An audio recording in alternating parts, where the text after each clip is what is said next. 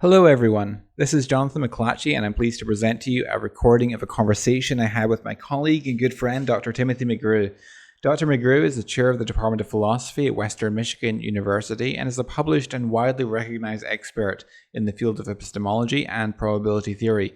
He joins me in this discussion for an analysis of the arguments and assertions of atheist Matt Dillahunty in his recent debate with me on the evidence for the resurrection of Jesus. Unfortunately, given the structure of the debate with Dillahunty, I was unable to expose all of the flaws in Dillahunty's epistemology and approach to historiography. However, I believe that this debate is quite instructive in revealing some of the intellectual pitfalls into which many contemporary atheists, including Matt Dillahunty, frequently fall. To that end, I thought it would be worth doing a thorough commentary on the debate, and I thought who better to do that than a professional epistemologist like Dr. McGrew. If you want to listen to my own review of the debate, you can hear my comments in my discussion with Braxton Hunter of Trinity Radio. I'll leave the link in the description. In this analysis, I will allow Dr. McGrew to do most of the analysis, although I will interject with my own comments from time to time as well. This discussion will be audio only, and I apologize for the background noise that is sometimes audible at my end. So without further ado, let us launch into the conversation. So basically, my opening statement consisted of this typical argument. So I used Paul, the Book of Acts, and I used the Gospels to show that the apostles themselves actually claimed that Jesus rose from the dead. And then my question is, okay, so I use an abductive approach to determine what's the best explanation for that. Was it that they were lying? Was it that they were themselves deluded? Or was it that Jesus rose from the dead? So this is now Matt Dillahunty's opening statement where he presents his argument against the resurrection. So is anything, and this isn't the rebuttal, I wrote this is just my opening statement. Is there anything that we're going to consider today that couldn't be counted as hearsay? And I would argue that hearsay is not particularly strong evidence. Hearsay often isn't even admissible in a court of law. So in deciding whether or not to bring a case, a district attorney evaluates the evidence and should make a decision based on what they think they can prove, what a judge, the determiner of the facts in the case, is going to actually allow, and what they may or may not find convincing, or what other people, a jury, may find convincing. So in order to do that, they want the strongest evidence possible, and that's why I was happy. Yeah, but this is just, I mean, he's already barking up the wrong tree. We're not in a court of law. We don't have our selection of ways to pick evidence, and we're not like picking a weaker over a stronger that we might have had. We're confronted with the evidence we have, and the question is, what do we do with the evidence that we have? That's the way that works. So, Right, exactly. Happy when I saw that we were going to do a debate on the strong evidence for the resurrection. And my first question, of course, is, well, what counts as strong evidence? Well, normally we would want physical evidence that's consistent with the events and points to the conclusion that we're trying to advocate for. We would actually like witness testimonies, provided that those witnesses can be presented, evaluated, questioned, examined, and we can determine how much their statements align. If you recorded a deposition of someone giving their testimony or something, would it be allowed in court if that person died? Yeah, it turns out that in many cases, even someone who has died, their deposition would be allowed in court. And part of the reason for that is that when giving a deposition, cross-examination is part of it. The process by which we go about getting a deposition would allow even someone who was dead. Let's just pause it here. Okay, this is all beside the point. When you have a written testimony, even if the person was not cross-examined at the time, even if there was no opportunity to cross-examine him, maybe he wrote his testimony alone, it is still generally admissible in court for what it is. And besides that, we're dealing with history here. We're not even, in fact, bound to the standards of court, but if we were, ancient documents that were written under circumstances where people could not cross-examine the writers, and where the writers are dead, maybe even long dead, are in fact admissible in court if that were what we had to do. But we could just ask the question, what is the most reasonable thing to do with the evidence that we have? So it seems to me that what he's doing here is setting up a straw man, and then the straw man that he is going to light on fire is going to be so, it's so egregious a methodological move that he is really going to torch significant swaths of secular history in the course of this. I'm sort of puzzled. I see, everything you said is on full display, right? He's got this confidence. He knows what he's prepared to say, and he's rattling it off with great aplomb. But this is just catastrophically bad as a piece of actual argumentation. Right. Wow. In a court. Would that also be true if the deposition was anonymous? Probably not. There may be some extenuating circumstances where someone whose anonymity is valued in the greater scheme of things, but they wouldn't be anonymous to the court. Now, oh my gosh, why is he talking about a courtroom? Are we trying to take God to court? Well, yeah, actually. Because if your view is that there's strong evidence for this, then it should withstand anything that we would hold in a courtroom of presenting good evidence and determining whether or not there's reasonable grounds to make a conclusion about what the actual case is. And so what if you couldn't demonstrate, though, that the recording that you had of this deposition had not been altered? Like there was no good chain of custody of evidence. Or if there were actual evidence that the deposition that was given had been altered, that it didn't line up with stuff, that we'd lost the original, we just had a copy. There are reasons that hearsay is not considered strong evidence. In the case of the Bible, we don't have testimonials or depositions. No one is under oath. No one is being questioned. What we have is propaganda from anonymous, altered, ancient accounts. That's it. Eyewitness testimony is unreliable. Stop it there. Okay.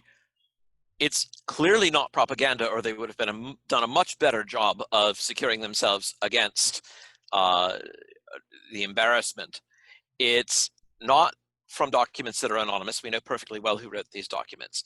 It's not from documents that have been in any material way altered that we're unable to reconstruct. So, on every point here, he's bluffing. Yeah. But he's doing it rapidly, right? So. Exactly. And we don't know actually whether the original gospel autographs were anonymous because we don't have them. And presumably, it's quite possible that the original autographs of the gospels had the names written on the papyri manuscript, right? All of the manuscripts, I believe, that we have that are complete enough that we have the first page and the last page have an author attribution on the first page or on the last page. Exactly. And Luke, in particular, was written to an official by the name of Theophilus. Now, if you would assume that's a real person, not just some honorific title, then it suggests that presumably the author, or presumably Theophilus, knew who was addressing him, knew who was writing to him. And so that would seem to count as evidence for Luke not being anonymous. Right.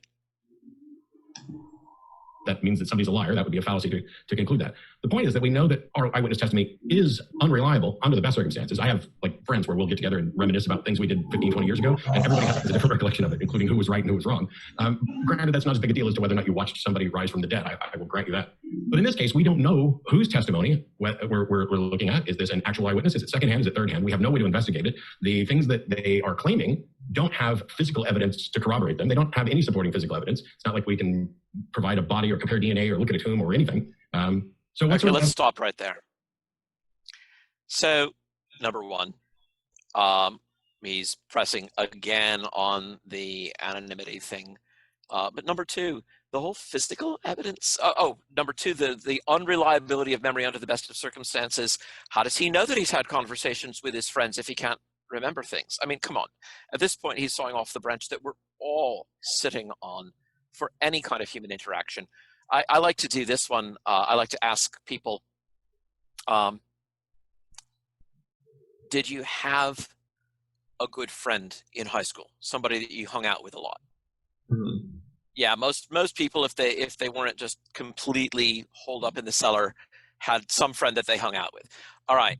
Can you remember some day when you hung out with that person for most or all of the day? Yeah, most people can remember that. Are you prepared to swear to two things? Number one, are you prepared to swear that that was really your friend and not just somebody who looked a lot like your friend? And number two, if you are you prepared to swear that during that entire day, your friend was alive and not dead? Because that's all the more that we're looking for here. We don't need actually to say, oh, yeah, we got videotapes of the whole thing. All that we need is, were they right that this was Jesus and he was alive and not dead? And I think every reasonable person considers himself competent to be able to say this about a day spent with a friend. Yes, 10, 15, 20, 25 years later, we can remember these things. We remember them well enough for those purposes. Now, how much the more events so momentous that you doubtless thought over them immediately, discussed them with one another. Somebody may have taken some notes. John, I think, probably took some notes, although he never says that he did. But this is obviously something where this claim about the unreliability of testimony is just a gigantic bluff. That's just completely out of bounds. And then what was the third thing that he said? Let me rewind it a minute. Complain about. The point is that we know that our eyewitness testimony is unreliable under the best circumstances. I have friends. So eyewitness testimony is unreliable. Well, and all the studies I've looked at, and you talked about this in your talks as well, suggest that that eyewitness testimony is unreliable under certain conditions, but it's not itself unreliable in its purest sense. You have to look at the circumstances. Right, and the circumstances that make it unreliable are just exactly the ones that you would think would make it unreliable.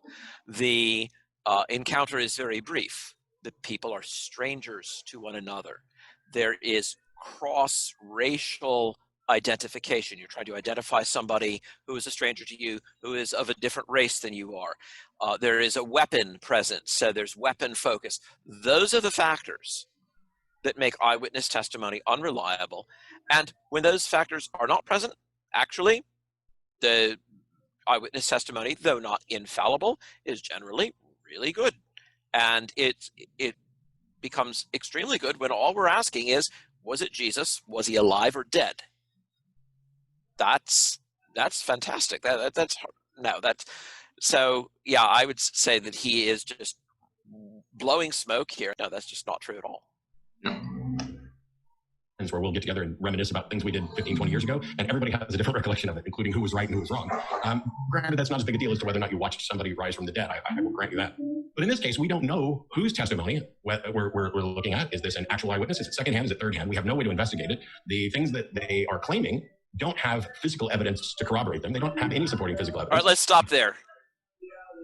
The bit about physical evidence to corroborate. So, yeah, physical evidence, hold it, stop. All right. What we are looking for is the question, is the evidence that we have more strongly to be expected if the event occurred than if it did not? And the bigger the mismatch there, the stronger the evidence.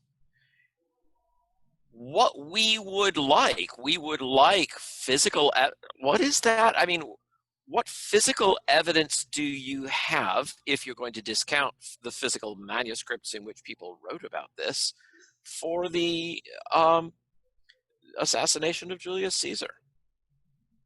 There are, if you want to say, well, the world changed after Caesar was assassinated. Yeah, it also changed after Jesus rose from the dead. Next question.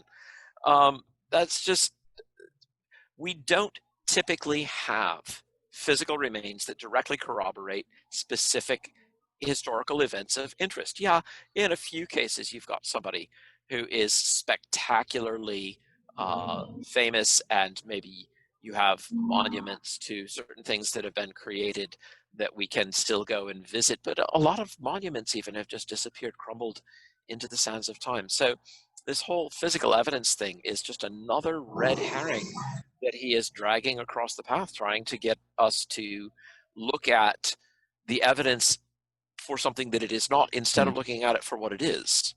Right. I've been listening this week to a girl called Laura Robinson from Duke University, who's a doctoral candidate, and she claims that for when doing history, when you have only source material, such as we did with the New Testament, the most you can be confident about any given event is only about 60%. What would you say to that? I would say, I don't know, I'd start singing that song, Don't Know Much About History. I mean, it's just like, how in the world would you pull that up when all you have is, what?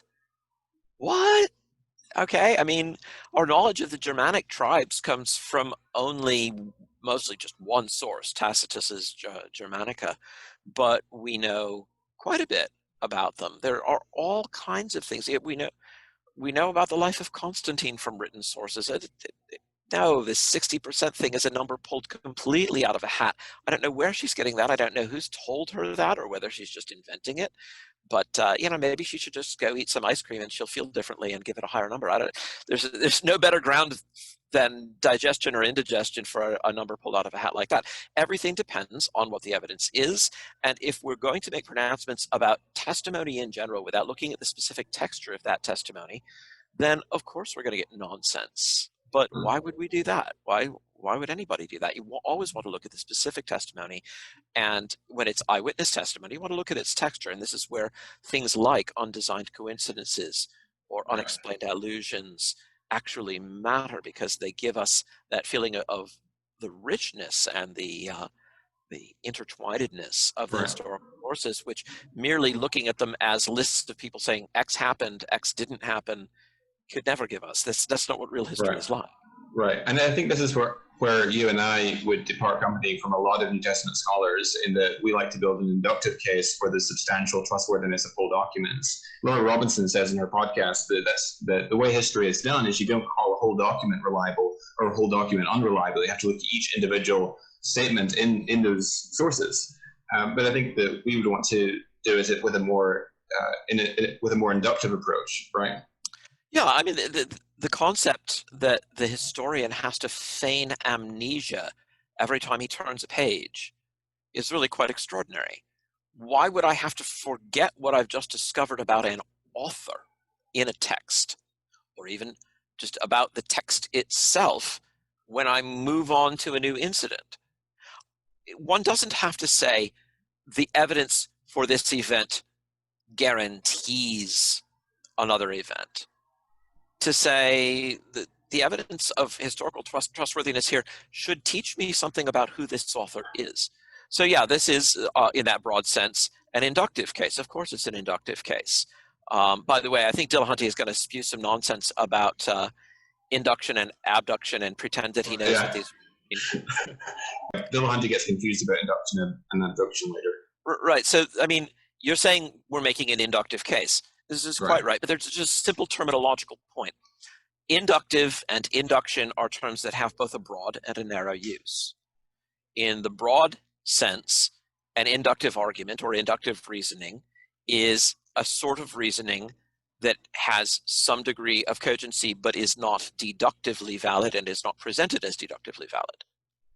In the narrow sense, induction is a form of extrapolation. It's rule-guided, but obviously, when you say we're building an inductive case here, you're using it in the broad, not in the narrow sense. And so, sometimes we do use it in a more narrow sense, like when we're talking about the fact that from showing multiple cases of historical confirmation in the Gospels, therefore that gives us a prima facie basis for trusting the Gospel accounts, even in those matters that we cannot directly cross-check them on. So you could cast that as even a narrow rule-guided extrapolation. You got this right, you got this right, you got this right. Odds are getting better that he's got a lot of things right here, maybe all of them. Certainly that's some evidence regarding the next thing. Prima facie evidence, defeasible evidence, but yeah. So people who quibble about terminology they don't understand, it frustrates me. Anyway, moving on with Matt here. Go ahead with whatever else you'd like to do. Yeah, or compare DNA or look at a tomb or anything. So what sort of evidence would we expect? If we were to be the biggest charitable listener and we... All right, let's just stop right now. Wait, DNA for real? Hello, how much DNA evidence do we have about any figure from the period? Oh, that would be 0. Right. Well, why is that? Because DNA doesn't hang around for us.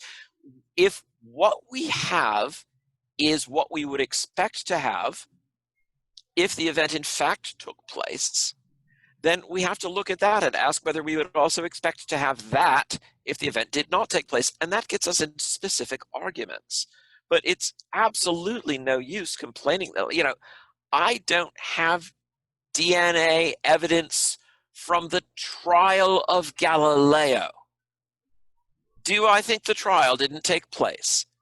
What sort of a perverse anti-historian would I be if I said, well, I'm not going to accept the weak evidence that you've got because that's just documentary evidence. I want DNA. What? Which planet are you from to say a thing like that? That's just so bizarre. Yeah. Oh. All right. Convinced that there was in fact a God and that Jesus existed. And that Jesus existed? Yeah. And he said there's significant reason to question whether Jesus existed. And actually, I don't know if you saw the start of the cross-examination where I asked him whether he thinks there's strong reason to conclude that Jesus existed, or that Jesus died on the cross, and he said no. I think we lost your audio, Matt. I'm not sure if you can hear me. Yep, I'm back. You betcha. I'm back? You got me? Yes. Sweet. Apologize. I don't know what the last thing you heard was, but I was talking about what sort of evidence we might expect if, in fact, there were actually a God behind this. And I would argue that we probably expect the best evidence possible, because if you were God and you had gone to this extraordinary Stop. To do. Why would you expect something that went beyond perfectly adequate evidence for the serious inquirer? He seems to be under the curious impression that God wants people to believe in him no matter what they're going to go on and do with that knowledge. You know, this is not anywhere put forward as a meritorious thing. To believe in God and walk away from him is actually the part of demons, according to the book of James. This is not something where you can just say, oh, well, if there were a God, then surely he would want to make everybody believe in him so that we could all go eat cotton candy in the sky. That's ridiculously bad theology. And Christian thinkers have long stressed that our period of life here is a period of probation, and that for some people in particular, the form that probation may take is a form of testing whether we are willing to engage in the intellectual inquiry necessary to give ourselves a fair look at the evidence. And if we're not, then, well, that's if we're not willing to look at the evidence impartially, then that says something about who we are. Right. And actually, in the Old Testament, the Jews had no doubt that God existed, and yet they continued to rebel against him and go off into idolatry. Over and over and over again. And that was the big warning in the book of Deuteronomy. Is like, don't do this, guys, because it's not going to end well. You're not going to like what happens if all this happens. So, yeah, wow. Okay, that's not an argument. That's a mere assertion. It's a mere assertion based on bad theology, and he's ignoring what okay, all right. I'm preaching to the choir here, Jonathan. I know you agree with me, but oh my, what? Arg. All right. Whatever it is that needed to be done in this resurrection. And it was important for people to actually have a sound evidence-based belief of this, that you would do your best to make sure that the best evidence were available. And clearly, God should have access to the best evidence and should be able to present it. And yet that's not what happened. We don't have that. We don't even have close to that. God, if it exists, has done nothing to preserve the chain of evidence, nothing to vouch for its reliability, hasn't even presented the idea of preserve the identity of the individuals putting forward these claims. And God should be able to understand the issues surrounding sufficient acceptable evidence and should be able to easily overcome them. And that hasn't happened. The evidence that Jonathan and I are here engaged in debate about whether or not it's reasonable to accept or whether there's sufficient strong evidence for the resurrection is evidence that this has not happened. Or that I'm crazy. I will have to, that I'm a wholly irrational, unreasonable person. Wait, I think we have a winner. Yes, I think we have a winner there. Matt, you're crazy. That's the right answer. That is the solution to your dilemma here, is that you're nuts. I'll go with that. I'll take that. Understand that these issues surrounding what qualifies as sufficient acceptable evidence and what strong evidence and should be able to overcome. Well, if we assume that there is a God, what reasons might God have for not providing confirmation of strong evidence? Perhaps it's because hold it. Stop. We just made a slide here from the best possible evidence, whatever that might be, to sufficient strong evidence. You and I both would say there's sufficient strong evidence, but you were just blathering on about the best possible evidence, and you were doing so without good evidence and with bad theology. And now you just jumped the track, and now you're making the claim that the person who disagrees with you is saddled with saying that there's not even strong evidence. Hold it, stop, illicit shift. This is one of the reasons why I hate verbal debates, because people pull funky things like this, and it's just not mortally possible for us to catch them on all of them. The God that Jonathan's advocating for, that either the resurrection didn't happen, or that it's a God for some other religion, or that people have it so wrong, or God has his reasons, or God works in mysterious ways, all of these could provide an excuse for why we don't particularly have strong evidence, but not necessarily an explanation. Because if you simultaneously think that God wants you to understand him, to know that he existed, to know that he came down and took human form and sacrificed himself to himself in some sort of blood magic loophole for rules that he's in charge of, that would be important to actually present. Or perhaps there isn't actually a God at all, or not a God that cares or wants to interact or wants to provide evidence. Maybe he's hiding, maybe he just doesn't exist. And this is why we have copies of translations of hearsay accounts for which we can't even identify an author or conduct any realistic investigation. Now, I took notes, and I'll be providing proper rebuttals to a good chunk of what Jonathan said. But I am here primarily to talk about what should count as strong evidence, and why, when it comes to something like the resurrection, which may, if it's true, it's the single most important thing anybody could know. That I don't see anybody could even argue otherwise. If in fact the resurrection is true, there could be nothing more important, I guess. I mean, it fundamentally ties to where you're going to spend eternity, which is the big selling point of apologists. If you were to get hit by a bus and die tonight, do you know where you would spend eternity? Which I think is a flawed presumption that I'm going to be spending eternity anywhere. As far as I can tell, I just cease to exist. Well, let's stop it for a moment here, Jonathan. Have you ever heard an apologist do that in a debate? Do what? If you were to get hit by a bus tonight, where would you spend eternity? Ray Comfort, perhaps. So he just recently did a debate with Ray Comfort, whom you're probably familiar with, right? Ray Comfort, yeah. And Ray Comfort just preached. It wasn't a debate, so he's probably referring to that sort of thing. But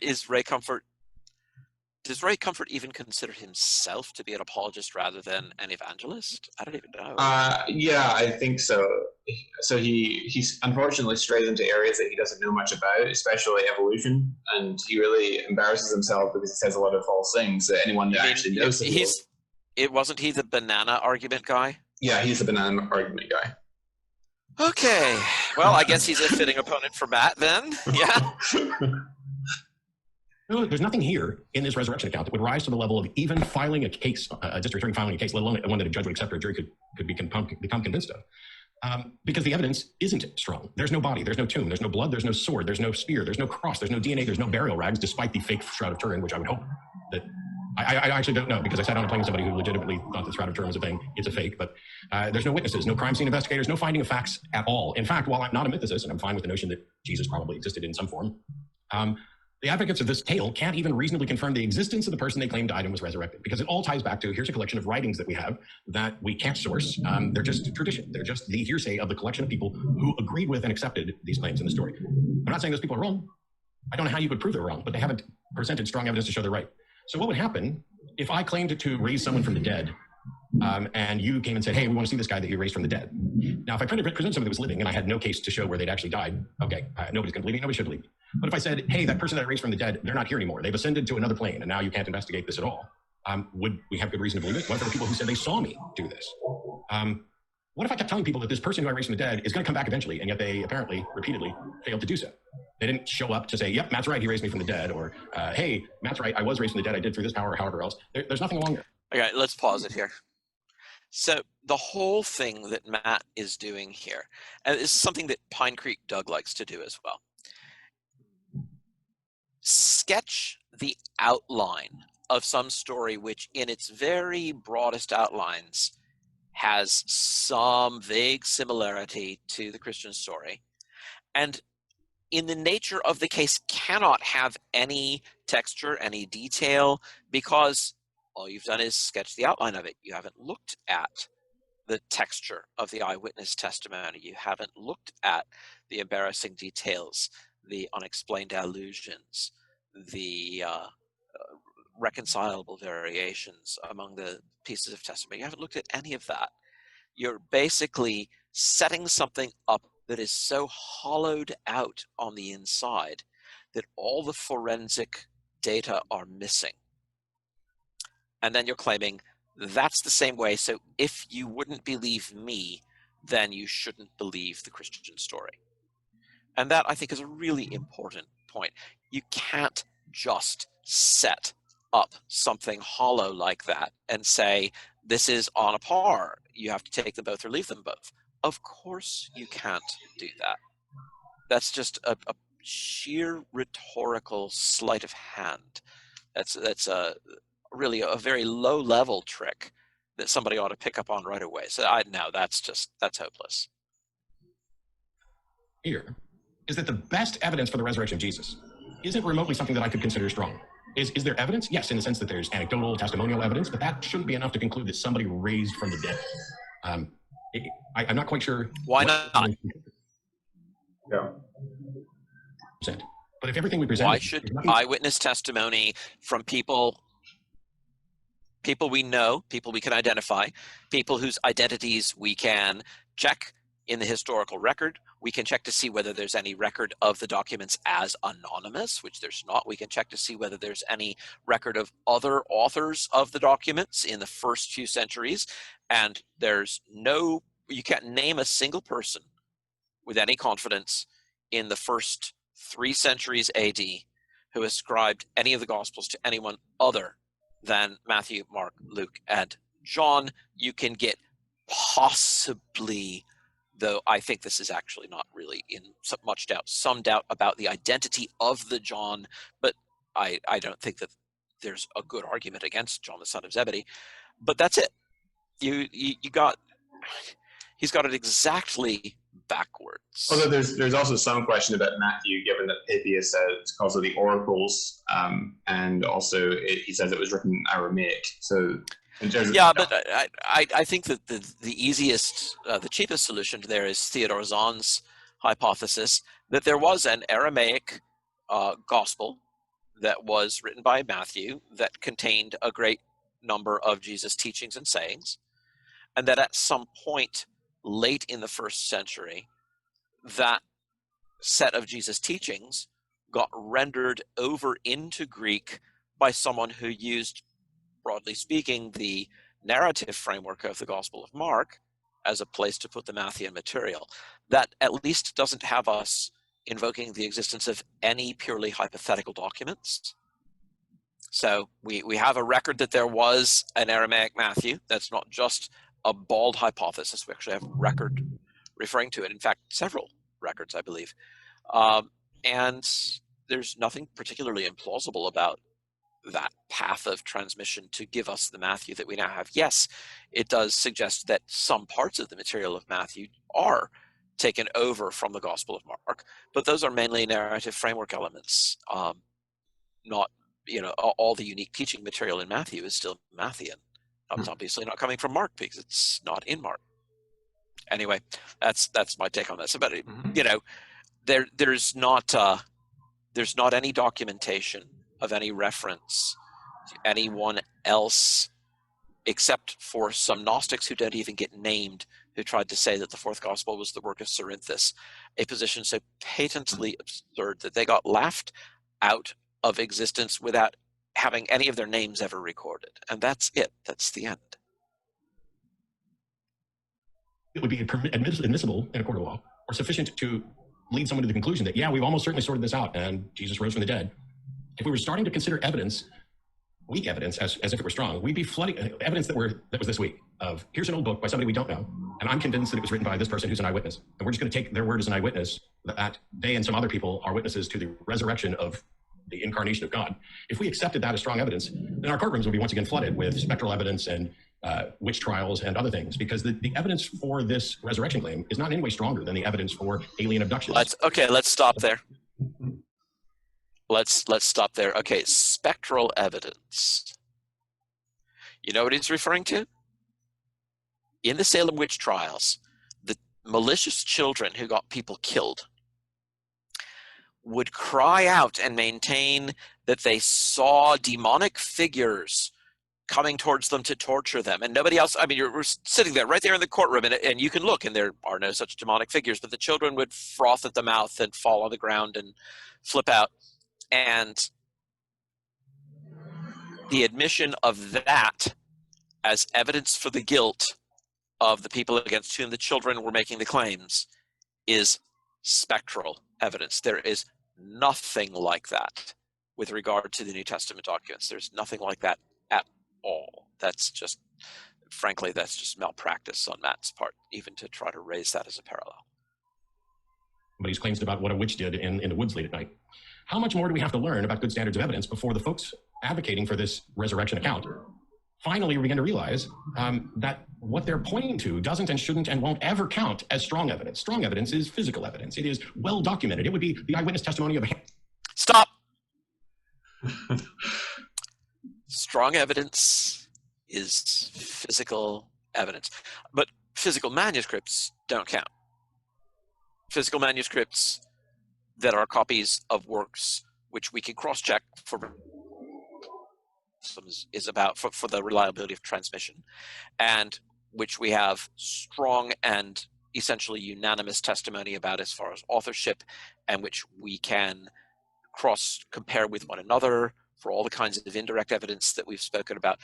And we can, in some respects, cross-check with secular documentation, as when we discover, for example, that Matthew's passing references to Archelaus in Matthew 2 actually dovetail beautifully well with what Josephus tells us about Archelaus, and that Matthew's passing reference to Pilate's wife as being with him actually fits together with what we know independently about the wives of governors being with them in the far colonies, despite the edict of Augustus against it, and so forth. This is one enormous straw man. Why are such people let loose? I don't know. Handful of people who were questioned, cross-examined, who were recorded, who demonstrated that they didn't have a particular bias in a particular direction, that they were actually presenting what they saw honestly. We have no ability to investigate that. Let's stop here and ask ourselves, if we were to require that people have no particular bias when they recount their time as prisoners in German concentration camps during World War II, how much eyewitness testimony would we have left?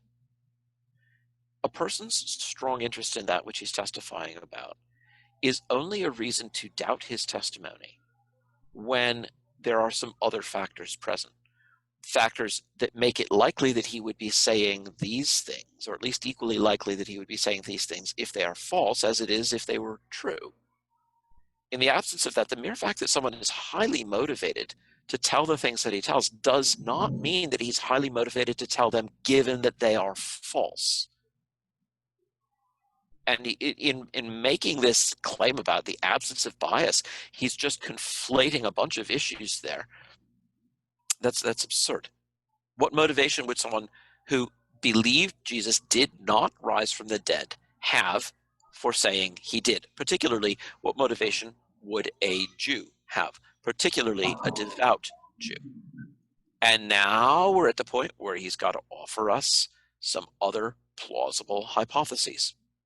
And he's not even going to try to do that work here. He's going to absolve himself of the need to do that kind of work just right from the get-go. And the evidence offered by someone trying to sell me a bridge, someone trying to get me started in their as an underling in their multi-level marketing scam, or the money that my Nigerian prince has set aside for me. If that's the case, then I don't know how we can consider the evidence strong, and no amount of pretending will actually change that. When we're talking about a resurrection, Jonathan begins by assuming that there is a person, a death, and an account of a resurrection that we need to make some sort of explanation for. Now, obviously, during the rebuttal, we'll get into this a little bit better, but I think he's already starting a little bit too far down the track, because certainly we have a story that accounts for a death and a resurrection. But how do we, if you're going to list the ways in which we can account for a story, I think he overlooked at least one, if not several options, because what he presented was essentially a version of the liar, lunatic, or lord, and he left out the legend option, which is where I'll stand. Thanks.